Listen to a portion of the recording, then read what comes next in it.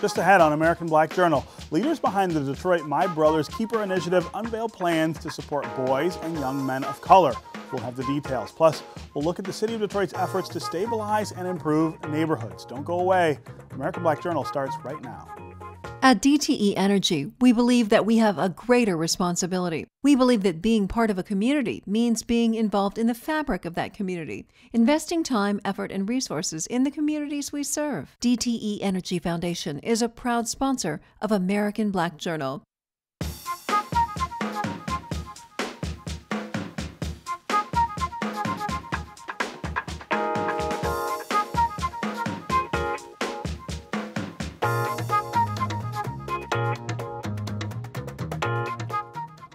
Welcome to American Black Journal. I'm Stephen Henderson. Last year, President Obama launched My Brother's Keeper, a national program aimed at helping young men and boys of color reach their full potential. Now, the leadership behind Detroit's effort has unveiled an action plan to provide opportunities and support for the city's young men. The goal is to make sure they are ready for school and careers. That to overcome the challenges, to create opportunities for young men of color, it was going to take more than government. It was going to take the community, the churches, the philanthropic organizations. Everybody put your egos aside and work together. We are going to put a reading program in barbershops.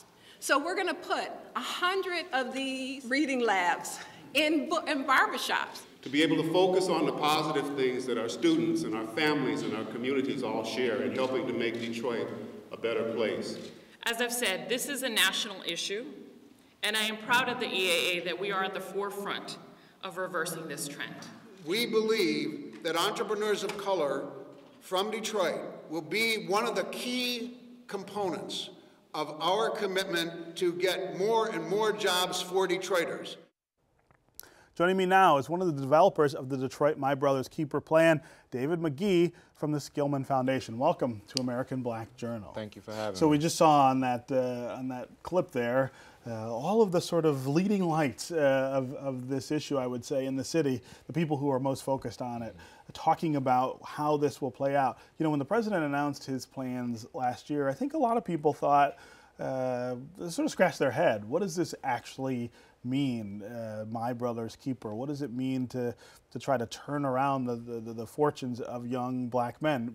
We're now starting to put meat on the bone, is how I feel things are going. That you're starting to really think through what does it mean and how can it help.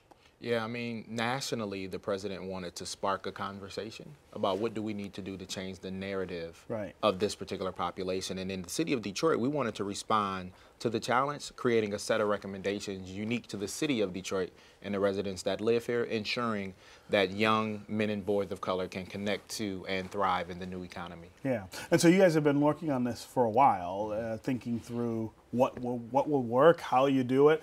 Talk to me about some of the things that are in the plan. Yeah, a cadre of individuals, public sector, private sector, from the faith community, young people.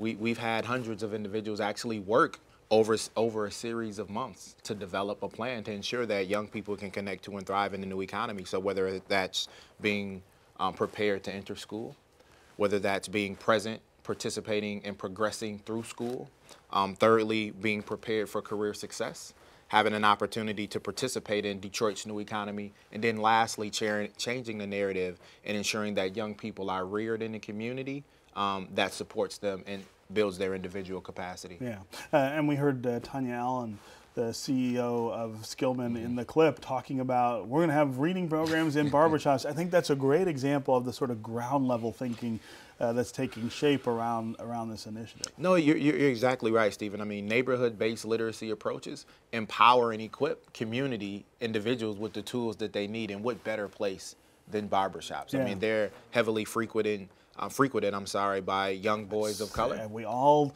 grew up in the barbershop, we did. Right? We did. And oftentimes in a barbershop, I mean, you have a few sports magazines or ESPN on the television.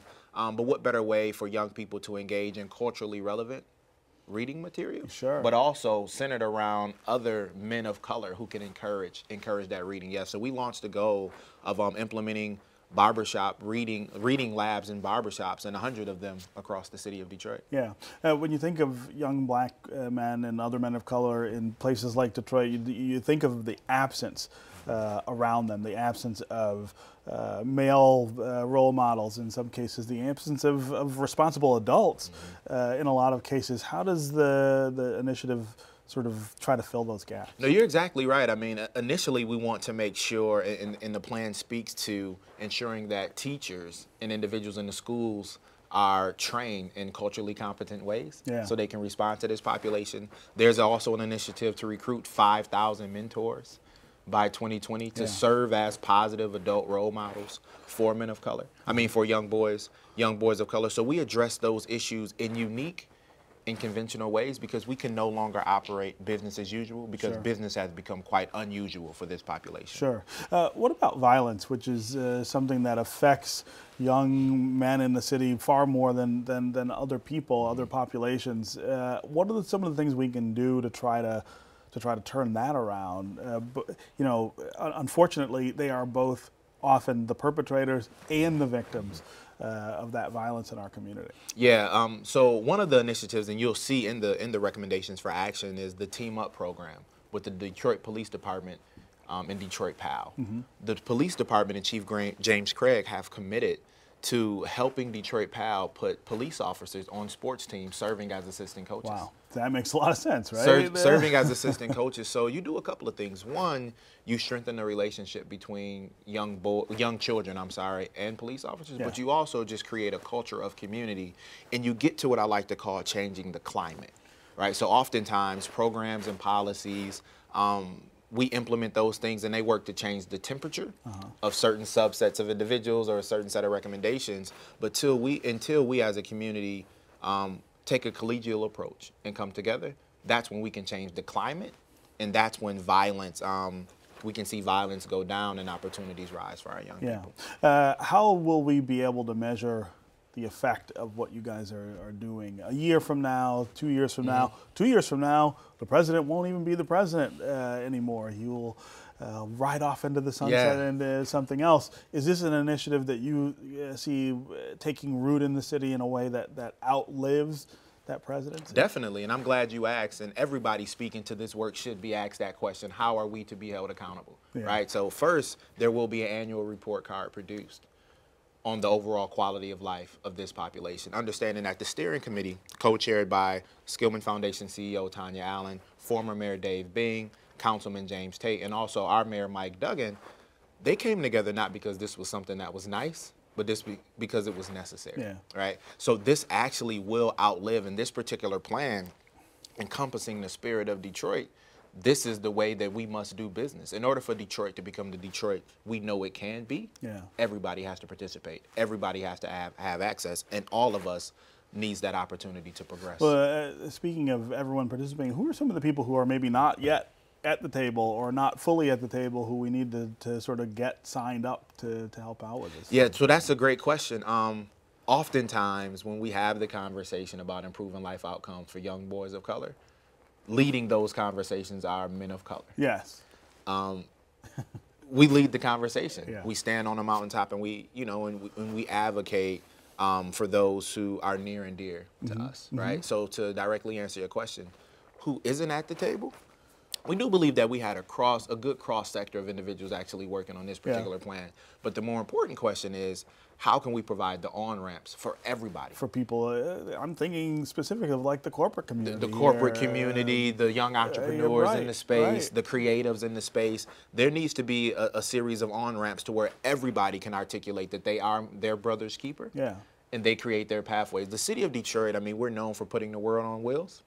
So how can we be known for the city to put the world on wheels without creating those additional pathways? So this particular plan of recommendations for action has those steps where every member of the community can find themselves in it. Okay.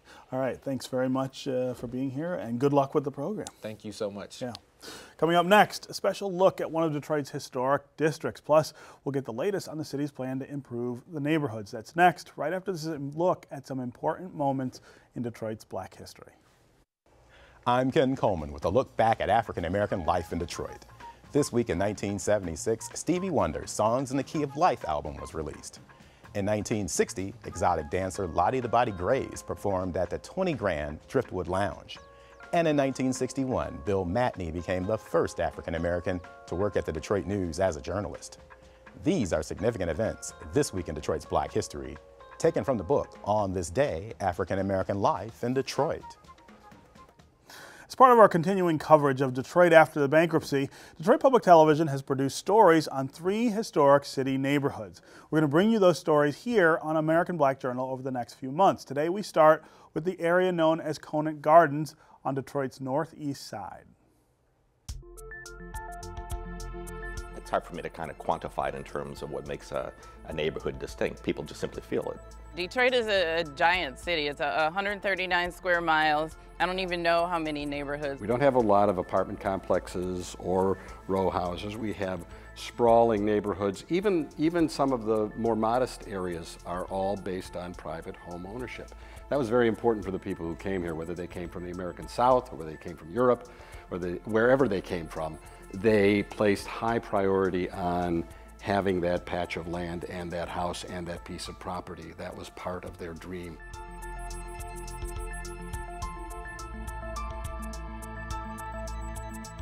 Conant Gardens has always been integrated. There are a lot of Polish people still living here when we were named Conant Garden. It was just the closeness of the neighborhood, and the European whites that live here and the African Americans that live here just got along beautifully. Conant Gardens is really different. It was a status symbol. This at one time was the greatest neighborhood in the state of Michigan and probably in the world. I'll even go that far to say it. It was just a close-knit neighborhood. It was a place where African Americans could build their own homes. Mr. Conant was the leader of the Detroit Anti-Slavery Society in the 19th century. And so he was a strong activist and a believer in racial equality and in ending slavery. And so this area had no restrictive covenants. So it was integrated much earlier than the rest of the city was. So you have people moving in from the Lower East Side, from Paradise Valley, Black Bottom areas. You have African Americans, when they'd get some resources, funeral parlor directors or ministers or postal workers or teachers. Doctors, clergy members and so forth. And, but again, it was an integrated neighborhood because the developer wasn't beholden to racial segregation. They were middle class. The families were very close, brothers and sisters. We had a lot of large families, but everyone knew each other. We didn't really, start dividing, until the riots, and everybody started going their separate ways. The older people died off, and their children didn't take over their houses, and then they moved to different parts of the city. And so that left a lot of vacant homes where people, I wouldn't say strangers, but they were welcome to the neighborhood, but it just wasn't the same. Conant Gardens is very, very unique. There's been 1,000 stories written about our neighborhood. It is comprised of 640 acres of land, and Pershing High School is the largest structure in the neighborhood, and it's located on 19 acres of land. Pershing is the anchor. I often see people that were here as a student, and the first thing they say is, Pershing still open? Are they going to close it? They can't close Pershing. Well, we have generations that are still there, and I was teasing them, do you have any more Dorseys that are coming now? I mean, we've had the grandmother, the mother, the son, and now, his son. So they laughed, said, no, not yet. It'll be a couple of years, Miss Conley. So it's a generational thing. High schools and schools are a big part of neighborhoods. And we want the students of Pershing High School to know that there are some great people in the world that went to Pershing High School, the same high school you attended to. We went around to different people in the neighborhood saying that we want to write a book about our neighborhood, a history book about our neighborhood. Well, a lot of people didn't go along with it because we were all in our 70s and 80s. I'm 82 years old now, but we did it, and we're very proud of it. We went to the library and the Art Institute and the Detroit Historical and Burton Museum, and we dug and we did it ourselves. The book came out in '99. This thing caught on like wildfire. Our book is now being read in 27 states and 8 foreign countries, and we're very proud of that. It makes you feel like a rock star somewhere when you go somewhere. They say, hey, aren't you Orland Jones? Didn't you write the book about Conant Gardens? I said, I didn't write the book, but I'm one of the authors. That makes you feel good. If you don't know your past, you don't know where you're going. That's why we expound on that continuously to the students, to let them know that they have a history, they have a past, and it's a good one. Who lived in this neighborhood and who went to Persian High School? You know, some of the kids pay attention, some of them don't. I had an interesting thing happen to me 3 or 4 years ago. I was out at Eastland Shopping Center. This young lady came running up to, hey, Mr. Jones, you don't remember me. I went to Persian High School. Persian High School is located at 18875 Ryan Road, right at East 7 Mile Road and Ryan Road. And Persian High School has 19 acres of land and is located in Conant Gardens, which is 640 acres. I said, well, I'll be dog. Somebody was listening. The students and the people of the neighborhood need to know there are people here that still care about the neighborhood, and I know that they would like to share that history with their children. I tell people all the time, I'm going to Persian to do this, that, or the other. Oh, you still go there? Yes, I still. Aren't you afraid? No. No, afraid of what? It never entered my mind because it's home. I've been living in this neighborhood 82 years. September this year, I'll be here 83 years. And I always tell people all the time, I'm not going anywhere. The neighborhood naturally is not like it was years ago, back in the 30s and the 40s and the 50s. And what we are trying to do is we're trying to make an effort to bring this neighborhood back to honor our forefathers who helped build this great neighborhood. The hope for the future for Conant Gardens is to see it at its grandest once again, and it's doable. Finding a way to get along and get along together. That's the way it's supposed to be. I was born and raised in this neighborhood, and I'm 82 years old, and I know I have a responsibility to help bring this neighborhood back before I leave this good earth. Be sure to tune in on the last Sunday in October for the next installment of the Detroit Neighborhood Series. We want to thank the project's funders, the Michigan Humanities Council and Renaissance Journalism, and a special thanks to our content partners here, the Detroit Journalism Cooperative. And joining me now from the City of Detroit Neighborhoods Department is Gary Bullock. He's the manager of District 3, where Conant Gardens is located. Welcome to American Black Journal. Thank you very much. You know, watching that clip, you get a couple of really clear messages. One, this is a part of the city that has an incredibly rich history, although you probably say that about almost any neighborhood in the city. But that history is still present in not only people who were around for it, but people who are there now who are very connected to it. And that, I always think, is one of the strengths we have in neighborhoods here that I don't necessarily see in other cities as deeply as we do in Detroit. That history connected to the present is one of the ways that we bring neighborhoods back, or hope to at least. And certainly the efforts they've made over there to bridge the generation gap. And so you really have a senior population, you know, telling the story and telling the history of that community to a newer generation that is not always grounded in where it comes from and what the current status is and how they got there. Right, and for them, what they see is all they can imagine, perhaps in the neighborhood, but of course it used to be so much more than what it was. Absolutely, and the storytelling that's behind that really creates that visual of, you know, these were properties built from the ground up for minorities, for first-time homeowners. So it really creates a visual history of, you know, what you can achieve and what you can strive for. Yeah. So certainly. Yeah. Let's, for the viewers, give them an idea of Conant Gardens, where that is, how big of an area we're talking about in the city. So it's located in City Council District 3, which District 3 runs from Kelly over to about John R., 8 Mile, and then south to the Hamtramck-Highland Park border along 94. And so Conant Gardens sits at Nevada, 7 Mile, Conant, and Ryan. Right. So east side, but north. North, considered northeast, 48234 area code. Pershing High School is right in the footprint of Conant Gardens. Yeah.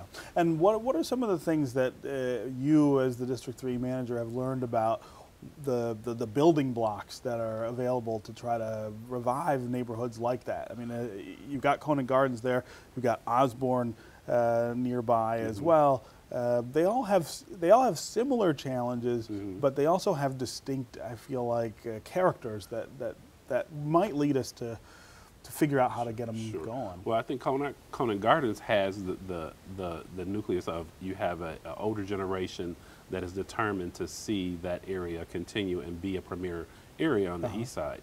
And so you have the history and you have the tenacity of that group, the Conant Gardens Homeowner Association and the Conant Gardeners. I think that's evident in a lot of areas of the city. I think they feel a special need to preserve this history for the next generation. And when Mayor Duggan came in, one of the first charges he gave us in the District 3 staff is that we need to do something to make sure this is there's longevity here. So we identified that area as one of high priority for demolitions. We're encouraging homeowners who to buy the vacant lot so they can preserve and control how that neighborhood looks in the next 10 plus years. Yeah. Well, put that neighborhood in the context of other neighborhoods in the district in terms of that problem of blight and abandonment. Is it the worst? Is it in the middle? It probably falls middle plus. Yeah. And so one of the criteria for us to really work in some parts of the city is that there needed to be some level of density. And so it certainly has the level of density. It does have that. Yeah, it does have density. You know, it's not as big area as some of the other areas that we've targeted, but I think because you have the stable and the diverse types of homes that are over there and the level of home ownership. So our goal was to really look into neighborhoods like that and say, how can we push it, you know, forward instead of where it's on the tipping point of coming down. And so that's why we did the demolitions. We look at vacant properties that are owned by absentee landlords and bring them to court and say, hey, you know what, this is a solid neighborhood and we need you to step up or move out the way and let us take this property and put it in the hands of someone who wants to live in it and make a useful asset to the neighborhood. Yeah, and what's been the response of people in the neighborhoods to the changeover? I mean, this is the first time in a long time in Detroit that we have this system of districts to begin with on council, but then the mayor mimicked that system in appointing district managers to each of the districts. What have residents told you about what they expect from you, and then what they think they're getting? Well, they expect the world, certainly, and the they're part Detroiters. that they're Detroiters, and having someone in city government who's directly tied to the mayor's office as accountable, I think makes the biggest difference. They see, you know, they have our cell phone numbers. They're texting us. They're sending us pictures of blight when they see dumping. You know, when city services aren't up to par, they're calling us directly. And I think because the mayor's platform for running was that every neighborhood has a future and a 10-point plan to say, how do we stabilize our neighborhoods where our children, where our people live, where they can have a place to live, work, and play that's as pleasant as any place else. And so putting us there has made the city government that much more accessible. And then the mayor certainly is out. We have house meetings where he goes and sits in neighborhood homes and say, tell me what I'm doing good and tell me what you want to see. And so he has that direct feedback from residents and he has that direct feedback from us. And if you look at what we call Opportunity Detroit on the city's webpage, there's a segment for each one, whether it's jobs, whether it's improving your neighborhood, whether it's becoming involved. There's resources and ways for residents to become involved. And I think you see that so strongly in the Conant Gardens area. We've got about a minute left. Sure. Let me ask you about the importance of shoring up the neighborhood for people who are there versus trying to make the neighborhood attractive to people either who live in other neighborhoods or who live outside the city. How do you guys sort of balance that question? So I think we go into it looking at that we're concerned about the asset that is there, the person who's lived there 25 years. Right. If someone on the outside sees that momentum and feels that vibe, like this community is coming together and wants to join board, we have no problem with that. But it's not our goal to say we want to make this so great that you get another 150 residents to move in there. That's a byproduct of the good work that we're going to continue to do through all the neighborhoods in Detroit, is make them attractive, make them places where people live, work, and play, and say, I'm proud of this neighborhood. I live in Conant Gardens. I live at Van Dyke and 7 Mile, and I'm a proud neighbor there. And just raise their expectations of what the city can do for them. So growth is not necessarily the goal so much as just stability. I won't say it's not a goal. We need more residents in Detroit. We need that to build our tax base. Sure. But we need to honor those that have, people say, stuck it out. You know, I've been here and I've not left. I'm paying my taxes. And so we recognize the building blocks to a larger Detroit, a more robust Detroit, is starting with our strongest neighborhoods and helping them stop the years of decline. Sure. Yeah, certainly. Well, as we could see in the piece, there's already some momentum taking shape in the Conant Gardens. Yeah, we're excited. We've sold homes there, and we're going to continue to do so and build one block at a time. All right. Thank you very much for being here. Thank you. Yeah. That's our program for today. Thanks for watching. You can get more information about our guests at AmericanBlackJournal.org. And as always, connect with us on Facebook and on Twitter. Plus, you can now hear the program on WDET 101.9 FM. We'll see you next time.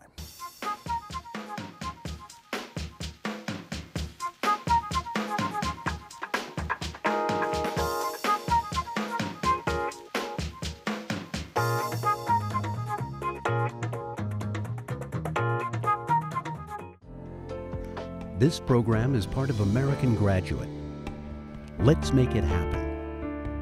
A public media initiative made possible by the Corporation for Public Broadcasting. At DTE Energy, we believe that we have a greater responsibility. We believe that being part of a community means being involved in the fabric of that community, investing time, effort, and resources in the communities we serve. DTE Energy Foundation is a proud sponsor of American Black Journal.